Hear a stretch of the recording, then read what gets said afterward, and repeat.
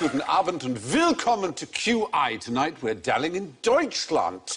And joining me on the panel we have the Germanic Rob Brydon. Joined by the Teutonic Sean Locke. The Wagnerian Joe Brand. The jerry-built Alan Davis. And tonight, to attract my attention with an Achtung, the panel have the very latest in precision-engineered buzzers. Rob goes...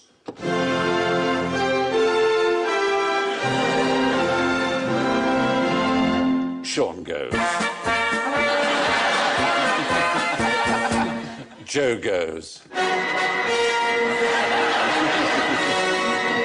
And Alan goes... Don't let me beat me to the German. And I should warn you that I'll be cracking down very hard, panelistas, on any mention of the war. Don't mention the war. You have been warned. So, since we're talking about Germany, let's define our terms. There are some words that we don't have English, and we sometimes borrow them from Germany. I want you to give me a sentence using, correctly, the word Schadenfreude. A whole sentence? If you can manage. That statue's all covered in Schadenfreude. It's a sentence, but I'm... Must have been a cold night. Look at the size of my Schadenfreude. Oh. Any other thoughts? Familiar with the phrase? Oh, yes. I enjoyed the Schadenfreude I experienced when my husband was killed by a local gangster. Is the correct use of the word Schadenfreude. Correct, but deeply in need of therapy. Yeah. So Schadenfreude means... Pleasure in the misfortune of others. Pleasure in the misfortune of others. And there is no English phrase for it, so we had to borrow it from the Germans. Does the word Gemütlichkeit mean anything to you? Dare you. That sounds kind of Jewish. That's like a Jackie Mason, the Gesundheit, Gemütlichkeit. I don't know what he's talking about. Why should it be? How ironic that it's actually German. Well, it's not ironic, because Yiddish is German the Jews use. I knew that. Is Gesundheit Yiddish? Gesundheit is German. It just means, literally, soundness or health. Yeah. Oh. But Gemütlichkeit mean anything to you? No idea. No. It's a word that, particularly in Austria and Bavaria, but all around Germany, it sort of signifies a kind of coziness, a charm, an ease, a relaxed, pleasant feeling. Swingers party. Gemütlich people are also good community people. They're very kind to their neighbours. And... Is it the German brand name for Rohypnol? Such cynics. It was considered so important for things like Austrian holidays. There was a reasonably famous case in the early 70s of a man who sued a travel company because there was no Gemütlichkeit on his holiday, and he won. He won for lack of Gemütlichkeit. Yeah. What is that, like lack of a nice feeling? A nice, warm feeling. It was called Jarvis versus Swan Tours Limited in 1973. It was precedent in English contract law, apparently. OK, well, I'll try... Zugzwang? Mean anything to you? It's used in chess. Checkmate, stalemate? No, it's slightly like stalemated, isn't it, though? It's for one player where his disadvantage is that he has to move. And in chess, you have to move. Obviously, if your opponent has moved, it's your move. You can't just say, I pass, you can now move. And by moving, you weaken your position, sometimes fatally, and that's called being in Zugzwang. Right. Yeah. But anyway, so I'll try one more. Zeitgeist, you know that one. Zeitgeist, yes, Yeah. I've heard of that. There's sort of something in the air that everyone feels, and it leads to similar ideas happening. Yeah. Spirit of the age. Spirit of the age, it literally means time ghost or time spirit. Yeah, exactly. Well, you did pretty well on your German. Turns out that German words are not in the zeitgeist. It seems not. It seems that they aren't. They're not in your... I did there? Did a German word joke. I didn't even know I had one. German words are not in your Weltanschauung. Indeed. Yeah. Well, good. We use a loan word when we're overwhelmed with that Weltschmerz and Angst because we don't have one of our own, one of the many ways that our German friends have contributed to the Gestalt of the English language. How upset are the Germans about the 1966 World Cup? Well, very, I would say.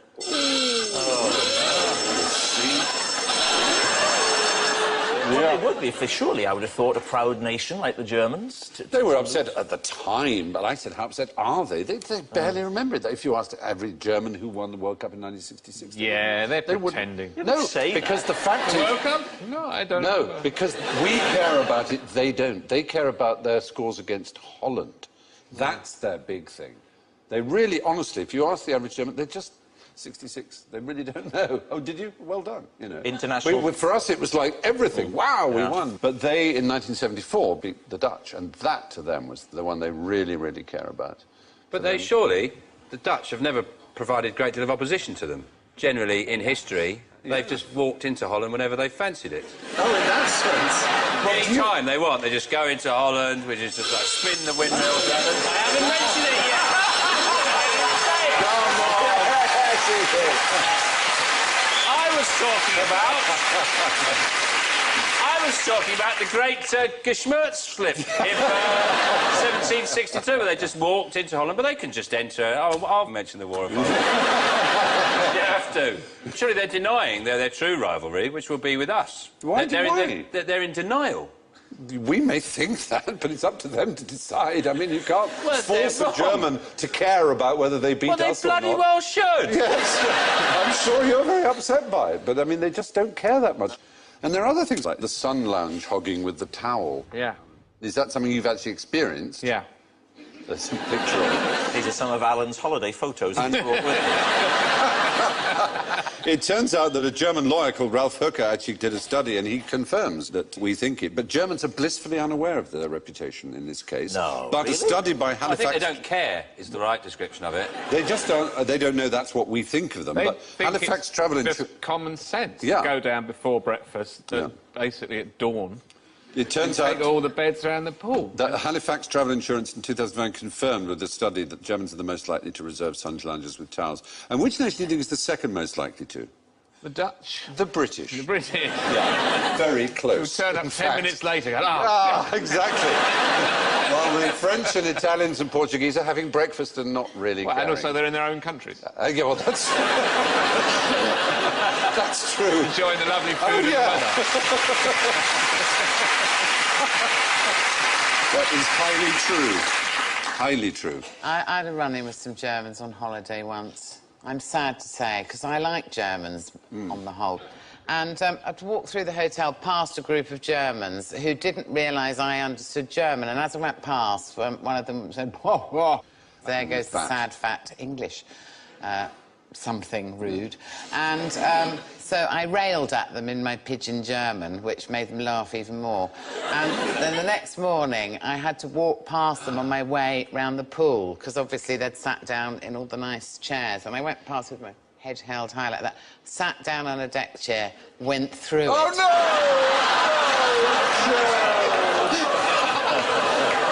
And they pointed and laughed. Sabotaged it.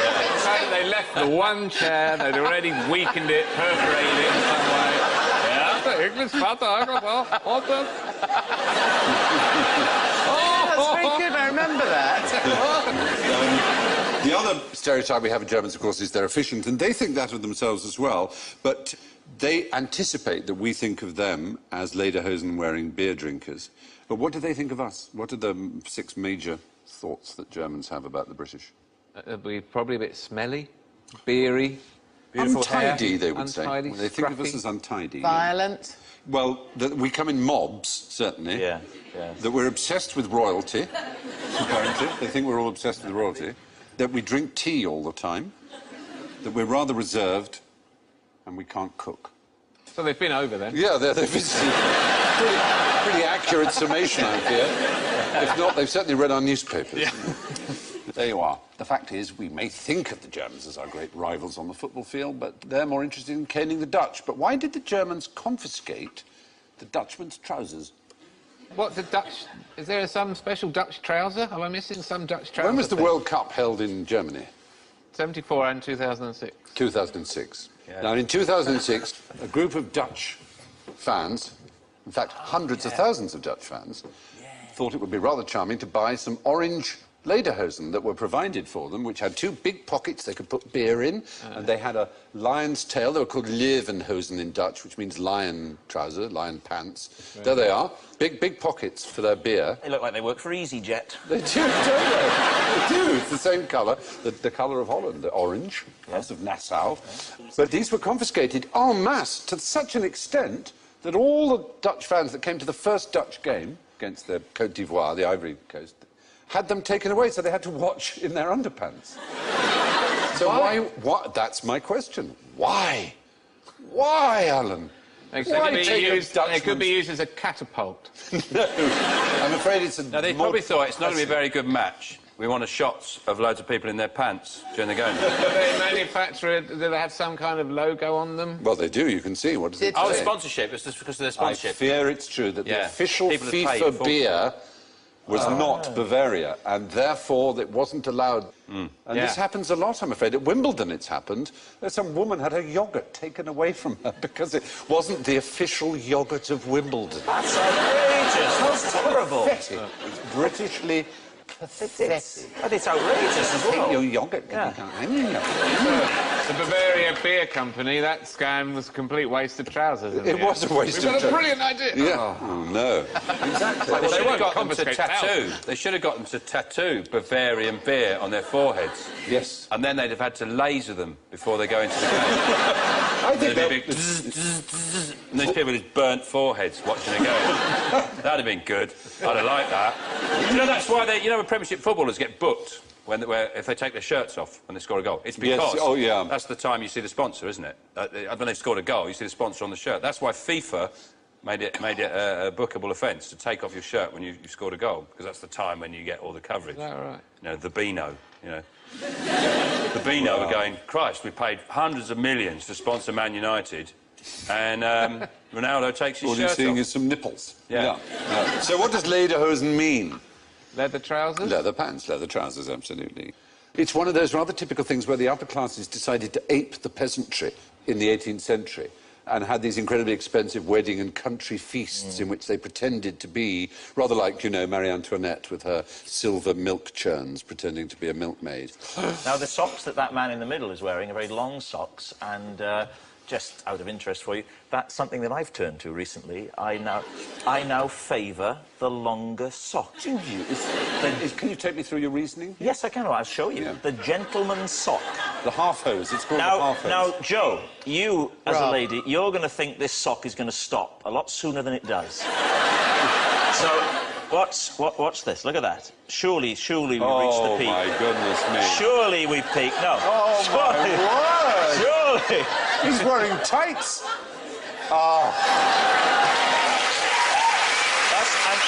Can I say, not so much for Joe, but Stephen, Alan, and Sean, I urge you to give it a go. Because it gives you a feeling of security. They do make you look like a knobhead. Sorry, Rob. Well, one of the problems men have... They do.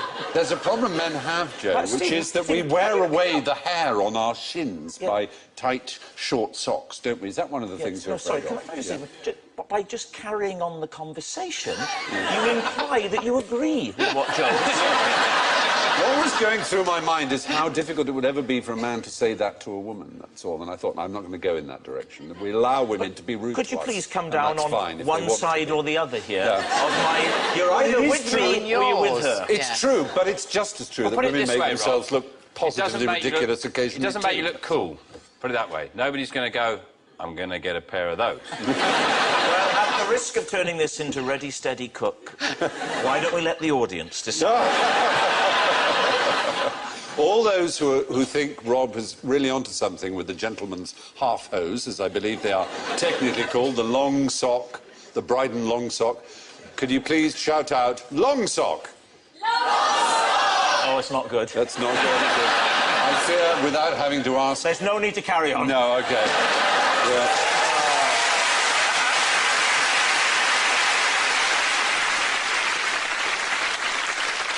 There's a class of ethnic immigrant now long established in America known as Pennsylvania Dutch. Where do you think they originally came from? Germany.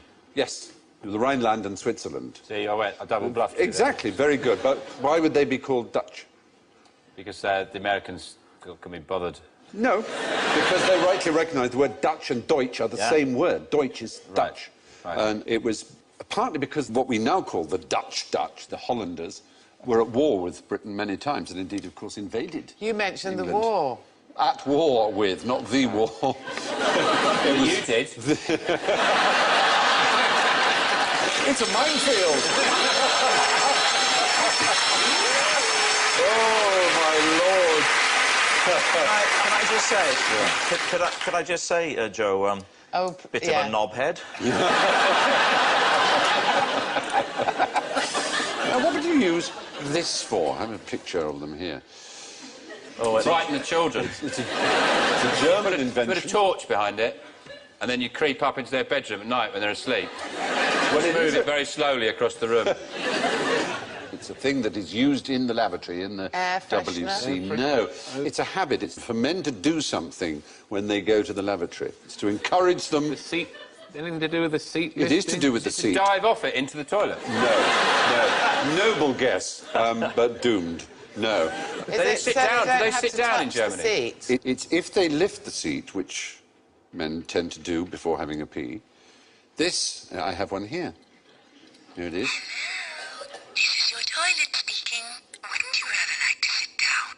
Oh, you prefer to stand? Well, then you may leave now. Poor German men don't actually get to go to the toilet then, do they? No wonder they're wearing that lederhosen and slapping themselves all the time. No, the point is, in Germany, they think it's somehow unhygienic because they're splashing and things. They want the men to sit. So it's like, that's how it's attached. So when you lift up the seat, it starts speaking at you loud enough in a public lavatory for others to hear, so that men sit and have a pee. That's Well, the idea. splashing is a problem. We've got builders in at the moment, and they're all using the lower loo. It is like the Centre Parks log flume in there. Is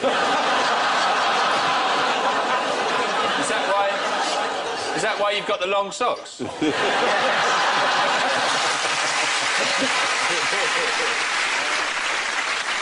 What I say to you and to every person here is, and don't knock it till you try. Yeah, I was the same as you. I thought they were ridiculous. Then I put them on, and I'm loving it. How good can it be, though? Just a long Yeah, I sock? know. Exactly. But have you tried it, Sean? No. Exactly. Try it, then come back to me. Well, I just going to wonder what's going to happen to you when you go, like, skydiving. You go, wow, this is incredible. I've Forget already the socks, this is amazing! I have been skydiving. Have you tried jelly? That's nice. Oh, my God! The socks were good! This is incredible! Oh, they laughed at Edison, you Yes. know. Yeah. They laughed at a lot of weirdos as well, though, Rob. No, they did. I'm just, balancing that. Yeah. Anyway, these are called a Spuk, which is German for spook, but it's also an acronym, S-P-U-K, that stands for Stehpinkler unter Kontrolle. Stehpinkeln is to stand urinating, as opposed to Sitzpinkeln, which is to sit urinating. You're going to think I'm making this up, but when I sit down, if I'm wearing a heavy cord, a jumbo cord, for example, one of the things that annoys me more than anything else is when I put my trousers down and sit down. Sometimes it catches the long sock and takes it down to the and I sometimes will pull the sock up while I'm sitting there, what a just to have that nightmare. nice feeling of control of the sock reaching the knee. And just a minute, Rob. You're not a knobhead. You wear long socks and jumbo cords. I said if I'm wearing. Sometimes I'll wear a jumbo cord. Yeah. You know what my dilemma is in that situation? Is what I often do is, if I'm sitting on the toilet, is I often take my glasses off, right? 'Cause I don't like wearing them. For distance. I don't need them. I'm sat there for a while, I don't need my glasses. Right. So I often take my glasses off, and the pants act like a little hammock for the glasses.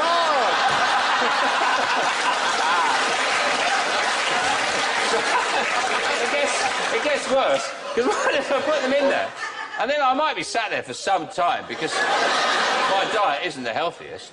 I eat far more meat than I should. And then so I might sat there for 10 or 15 minutes. And then, when I stand up finished, I stand up to pull my trousers up, I forget about my glasses. Oh, no!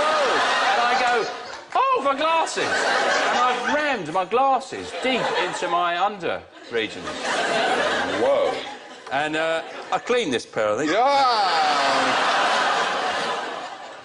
Well, I hope no one else has Thanks any for more... sharing. Yes, quite. Yeah. Well, anyway, the Spuck is a high-tech weapon in the German battle against men weeing on the floor. What do naked German students do for a living? The Nacktputzservice, if that means anything to you. You can hire a naked person, You can not hire a just naked for student. life modelling or anything. No, not for life modelling. For doing housework. Germans like to have naked students doing their hoovering and their housework for them. It's because nudism is a very German thing. Germans sort of, I wouldn't say they invented nudism, that's ridiculous, but they, as the kind of movement we know it did spring from Germany. FKK. FKK, very good points. Do you know what that stands for? Freikorpus culture. Freikorpus culture? Freikörperkultur, yeah, exactly. Free body culture is the... Well, So it's you not must a have se- points it's not for a- that. How not do a you know about FKK? I know about it. It's Yeah. it's famous in the 30s, wasn't it? That's right. There's a lot of nudism. Until Hitler... And I know some stuff. Yes, I know you do. I was just interested. No, Goering in particular, of all the high-echelon Nazis, loathed nudism and spoke out against it and said that a police must be trained to stop anybody going naked. But after that period, which must not be mentioned, sprang up again. And now in Switzerland and places where there's an open border, in Poland, for example, hordes of naked German hikers are crossing the border and going hiking, and the Poles don't like it, the Swiss hate it, they all find it They disgusting. love it in Germany, don't they? And not only, of course, in beaches, but in the centre of Munich, the English Garden, the Englischer Garten, has a nudist area. And the biggest park in Berlin, the Tiergarten, has a nudist area too. Can't really imagine Hyde Park having a nude area, can you? Can you? Because if you're a naturist in this country, I mean, it's just, you're on a hiding to nothing, aren't you? It's not really the country for it. It's not, no, it's not designed. It's really asking for punishment, aren't you? You I mean, are. Germany does have decent summers, doesn't it? Yeah, it does. You know, if it doesn't, it just expands to somewhere where the summers are big. Come on, man. No,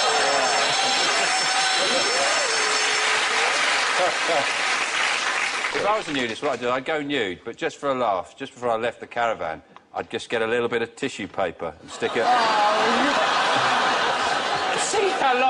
See how long before someone mentioned it. He goes, are you playing volleyball? Who wants to come for a smoothie? Come on, I'm buying. Yeah. So you go, Sean, you got... What? Anyway, Nacktputzservice is the popular German practice of hiring students to clean your house in the nude. It's all in the finest tradition of the home of modern nudism. What's the most repeated TV show of all time? Top Gear. It is, isn't it? It is. You do get a lot There's of Top not Gear. a time of day when it is not possible to watch Top Gear. It's true. It is on, and it's always a different one. Ah, but this one is one programme. One show that's the One show. It's the most repeated show. It's a German show. It's a British comedian. Two Called British comedians. The Duchess. Sorry? It's called The Duchess or something like that. I Or think you know what I'm referring to, yeah. The waiter or lady somebody. It's, it's a He has to have British a drink. comic being a waiter to a posh... It's called Dinner for One. That's right. yeah. And it's shown on every channel in Germany on December the 31st every year, and has been since 1972. Oh, and I know who's in it as well. Yes. Freddie Frinton. Freddie Frinton, you're right, plays a butler who has to serve a Christmas dinner for his mistress, played by May Ward, who's rather mad and old, and pretend that there are other people there, and he pours out drinks for them and gets drunk himself. You can see a bit of it, here you are.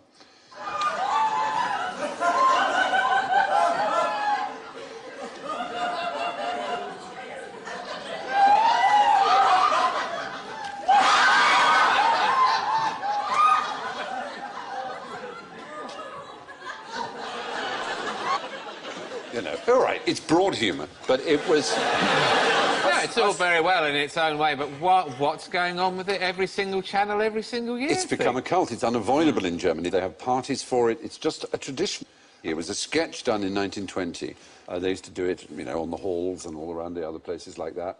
And a German TV presenter saw it in 1963 and thought it was amusing and said, come and do it on German television. So they did it on German television once, then they did it again to record it. In 1972 they showed it, and they've showed it ever since. And it's become so popular. I think, to give the Germans their credit, they laugh as much ironically at it as we would if we saw it. It's just one of those things that happens to have become an extraordinary tradition. I was And in it's- Denmark. And it spread to Denmark and Austria and all around Europe. Any dialogue at all? So, yeah, this line, the same procedure as last year, Miss Sophie, and she says, the same procedure as last year, James. And then at the very end, when she's going up to bed and she says the same procedure as last year, he says, I'll do my best. So that's the sort of punchline. You know. I'm quite glad we've got the Great Escape over here. Yeah, that's our tradition. If you might exactly... Not on every channel. Not on every channel, I agree. It is pretty extreme. It's almost impossible to avoid. Dinner for One with Freddie Frinton.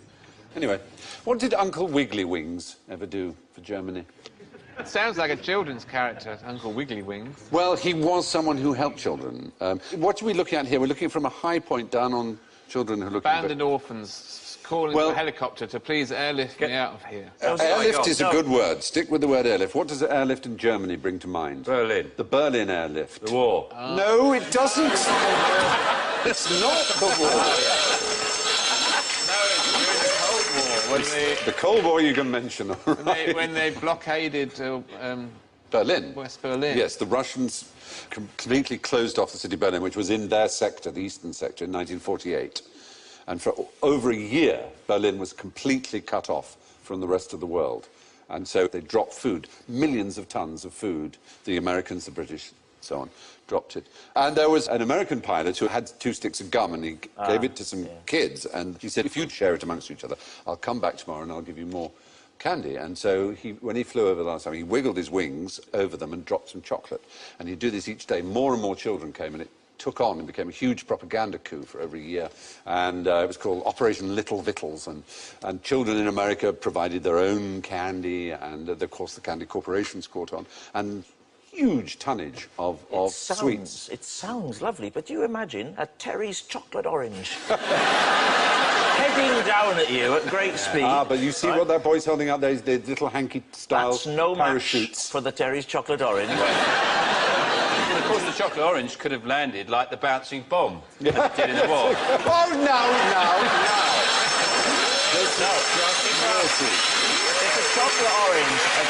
If a chocolate orange were to land like a bouncing bomb, that would be a good thing, because if you hit it, it would go boom. It would just open up nicely, wouldn't it? Gorgeous. 2,223,000 tons of supplies were dropped. Not in the one go. Over... Because that would have just buried them. Over a year. Yeah. That's the airlift itself. During the Berlin airlift, American pilot Gail Halvorson used handkerchief parachutes to drop sweets to the children in Berlin. He was known as Uncle Wiggly Wings. What's bound to happen eventually when you get into an argument on the internet? Imagine you'd go away at some point and have a word with yourself and go, why am I wasting my life? There's plenty of people I can have an argument with outside. It's one of the most dispiriting views of the world, isn't it? An internet message board, when you see what some people will write and how worked up they'll get about this one. Well, you... It just shows that you're a... and all the other have been with their own for the last... Why don't you... Sounds like they've got a problem with their keyboard. They've got...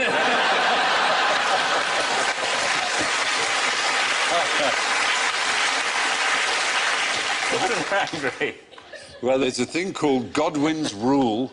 Do you know this? No. It's called Godwin's Rule of Nazi Analogies. It basically says that as an online discussion grows longer, the probability of a comparison involving Nazis or Hitler approaches 1. Yes. And it actually happened. Eventually someone will say, that's what Hitler did, or that's what the Nazis did, or that argument... Do you see what I mean? And there is a sort of unwritten rule that the moment that happens, that thread is over, that ends it, and that the person who uses that pathetic analogy is deemed to have lost the argument. Imagine if you're having an internet discussion about the founding of the Nazi Party. Well, that obviously would be an exception. You started off, they go, right, that's it, it's over. I'm just trying to get a nice discussion going. No, I think that would be allowed. And who's this Godwin, then? Well, he's General Counsel for Wikimedia Foundation, but it's a very, very apt and intelligent observation. Any argument deteriorates to that point, you might as well end it, because it's nearly always inappropriate, people will say. Hitler liked that, therefore it's bad. Or Hitler didn't like that, therefore it's good, you know. Hitler, for example, was massively opposed to fox hunting.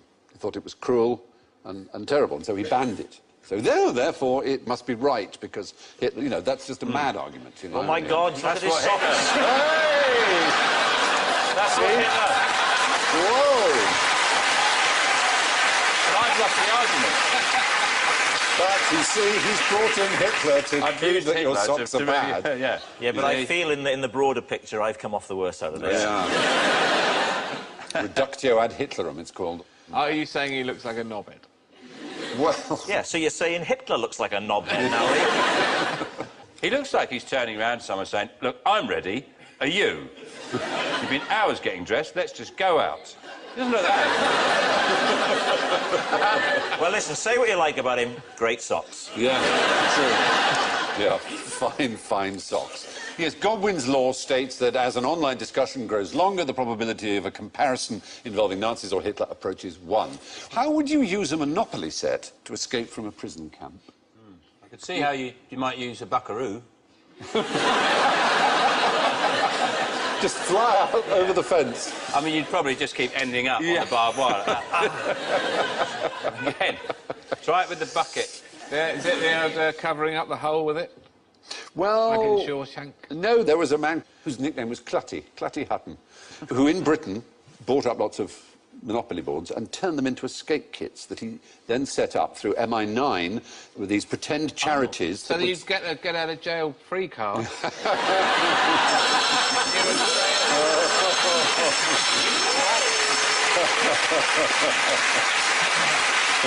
That's a very good idea. It was. No, what was brilliant was the secret that hidden in the Monopoly board were incredibly useful things. A file. Like a small dog, tiny hat, and a little ship.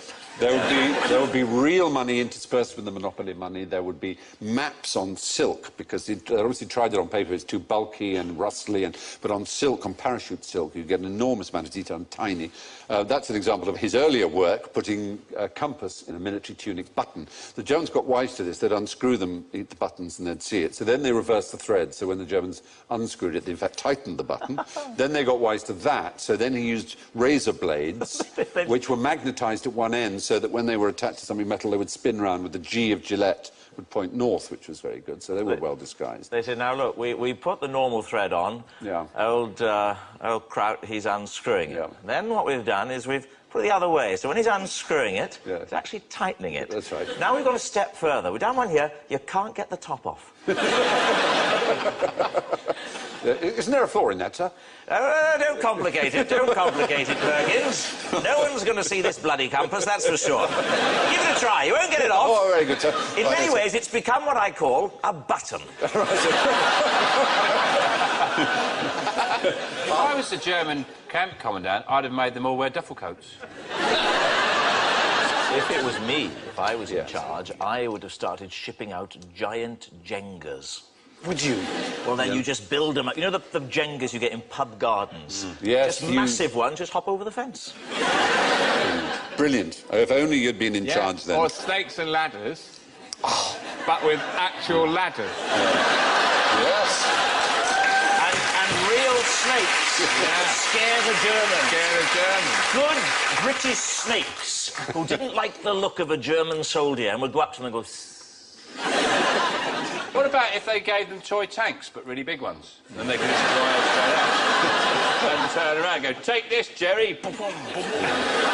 What if they were to send the prisoners of war very long socks and concealed inside the socks are big files to file down the bars? Well, they sent them blankets which, when wetted, gave the outline of a greatcoat, which they could cut out, so it was like a tailor's template to make a greatcoat with, and pens with hidden sacks of dye in to make them in different colours, and playing cards that when you threw them in water, they peeled aside to have money in them. It's a really clever stuff, double laminated. Can't believe the Germans gave them their post after a while.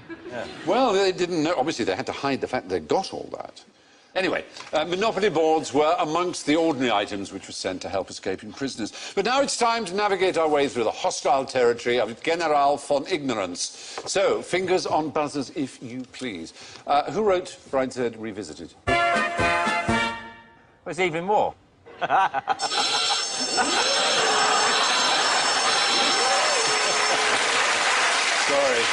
That was, yes. Of course he did, Evening War.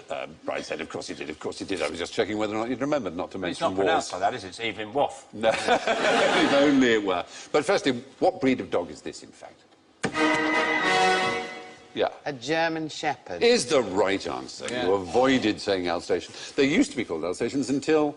They became German Alsace Shepherds. and Lorraine went back to France. Until 1977. Oh. Yeah. It was the First World War thing, this whole business of not liking anything with the word German in it or anything. Is that why it was stopped, really? Yeah, it was that reason that anything with the name German in it was sort of taboo for a long time. Really? So they were called Alsatian wolfhounds, and then the wolfhound was dropped, and they were called Alsatians. We used to have one. Did you? Yeah. Nice? Friendly? Yeah, it's a lovely dog, but it did kill next door's dog.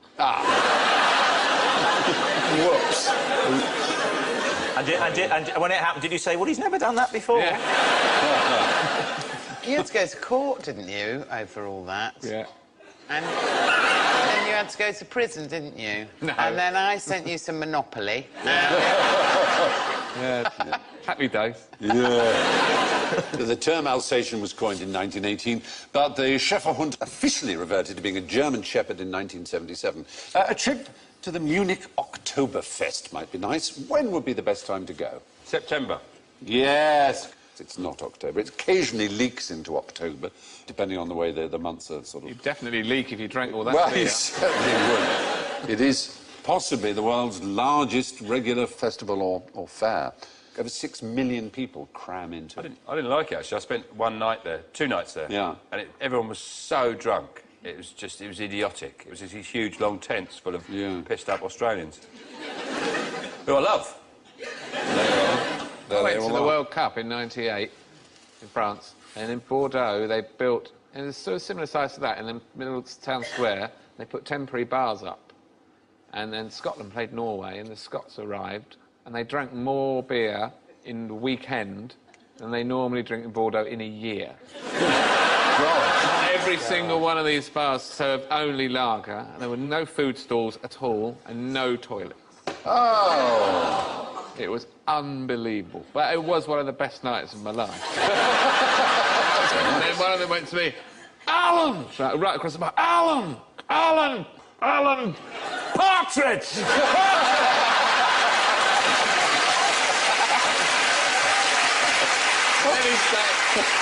Then he started going, aha! Aha! The rest of every time I saw him for the rest of the night, aha! It was very funny. Yeah, it's a huge, huge event. I mean, they drink 6,940,600 litres of beer. It's horrifying, isn't it? Most of the Oktoberfest takes place in September and knocks into a cocked hat the idea that Germans don't know how to have a good time. Now, a musical question. What's wrong with this? Cream-coloured ponies and crisp apple strudels, doorbells and sleigh bells and schnitzel with noodles. Schnitzel with noodles? Yes, schnitzel with noodles. Schnitzel is almost never served with noodles. It might be occasionally now simply because of the song, but it basically rhymes with strudels, let's be honest. That's why... Could have had it with a poodle, then? Yes!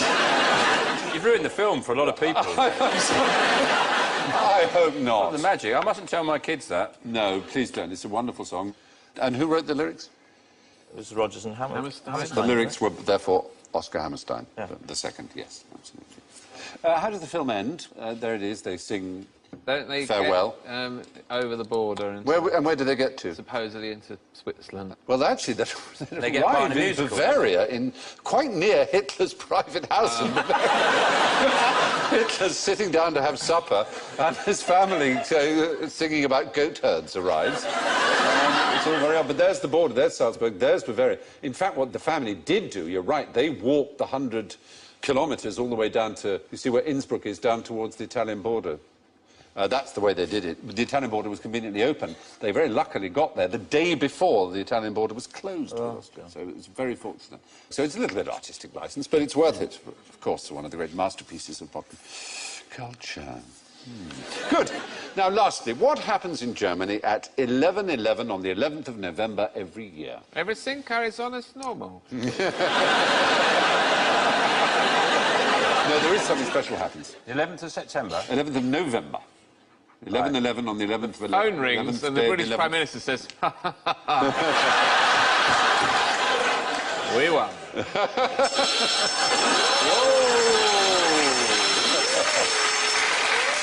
Which war, though? Which war was that? Yeah, well, it is, of course, we celebrate on the 11th of the 11th.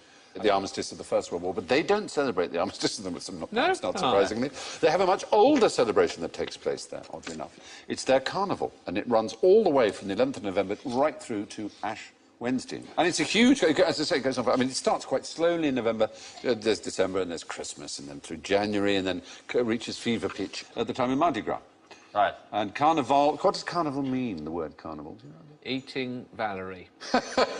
Well, carne is meat, yeah. And there's an incorrect belief that it means goodbye to meat, vale, as in, you know, valediction, but it actually means carne levare, to leave the meat, literally, to remove meat from your diet. Carnival season in German officially begins at 11/11 on the 11th day of the 11th month every year. Resistance has proved futile, and for us the game is over. All that remains is for the scores to be meted out. And, yes, in first place, our fluent German speaker. With ein magnificent, ein ausgezeichnet. -6, Joe Brand. Und,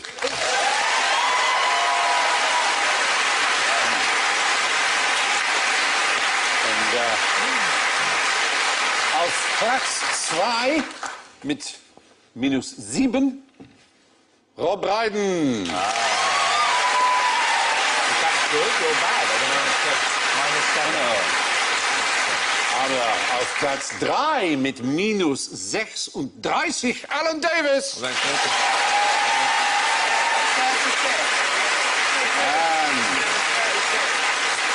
auf dem letzten Platz, Gott im Himmel, mit -76 Sean Locke. Thank you.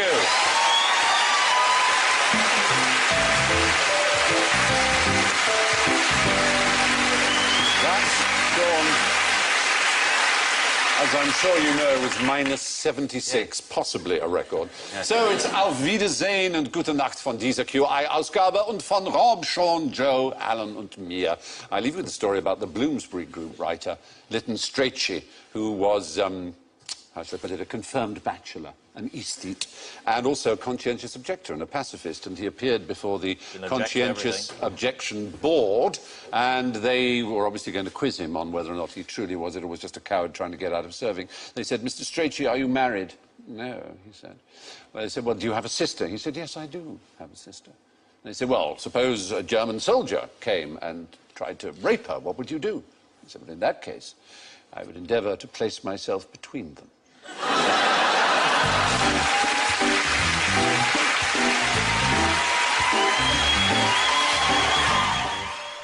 Creativity goes awry next on BBC Two with new comedy The Persuasionists.